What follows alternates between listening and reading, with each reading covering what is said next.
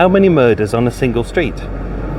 This is Denmark Street in London W1, and it's 354 feet long. 31st of May 1999, at St Giles Church, homeless man Edward Crowley was saved from an assault by 12-year-old Diego Pierre Revere, and the two became friends. 1 year later, feeling betrayed as Diego had rejected his love, Edward, a Satanist, paedophile and paranoid schizophrenic who'd become obsessed with a young boy, would take his revenge.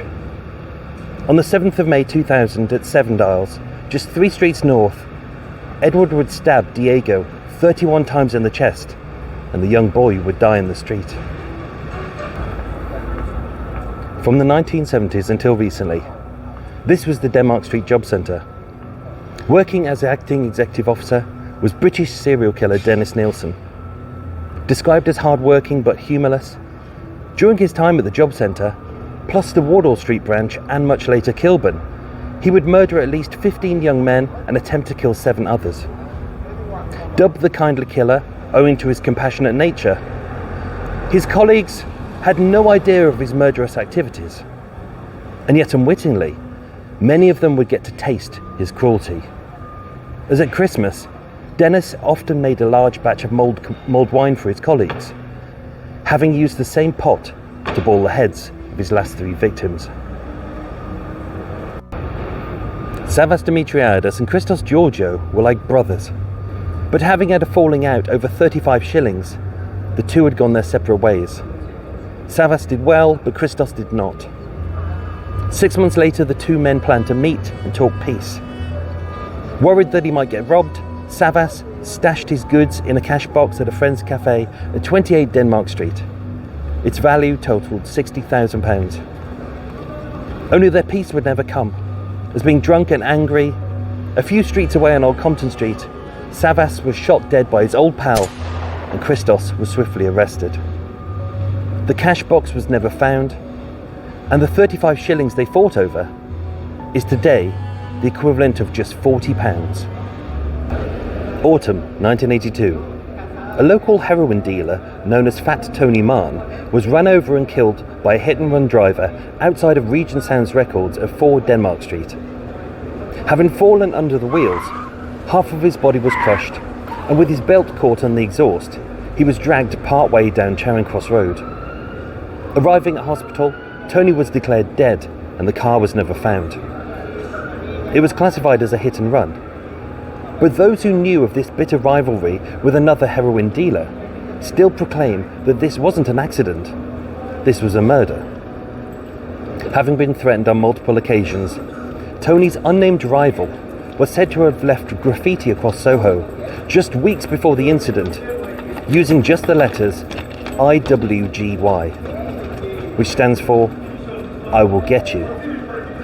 But did he?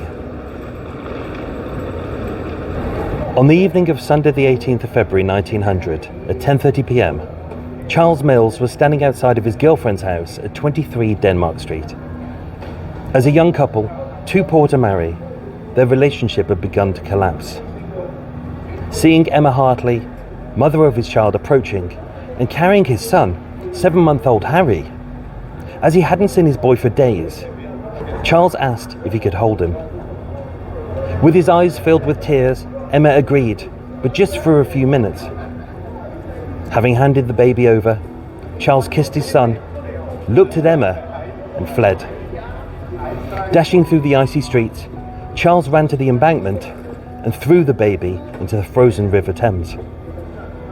Its body was recovered 3 days later, and having given no excuse for the murder, being declared insane, Charles Mills was committed to Broadmoor for the rest of his life.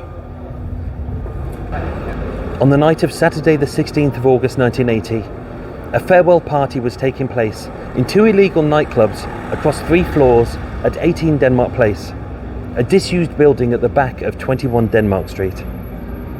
Being overcharged for a drink, John Thompson tipped a can of petrol through the letterbox, turning the tinder-dry staircase and 30 canisters of propane stored in the ground floor into an inferno. The Denmark Place fire is one of Britain's worst mass murders, with 37 people dead, having burned to death, and more than 100 injured. many of whom suffered burns and broken bones, having jumped from the burning building.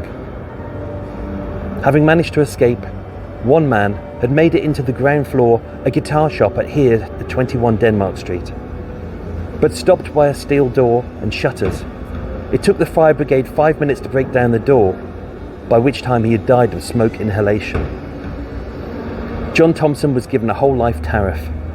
He died on the 16th of August 2008, the 28th anniversary of the Denmark Place fire. And that's just a handful of the murders on this one street, Denmark Street.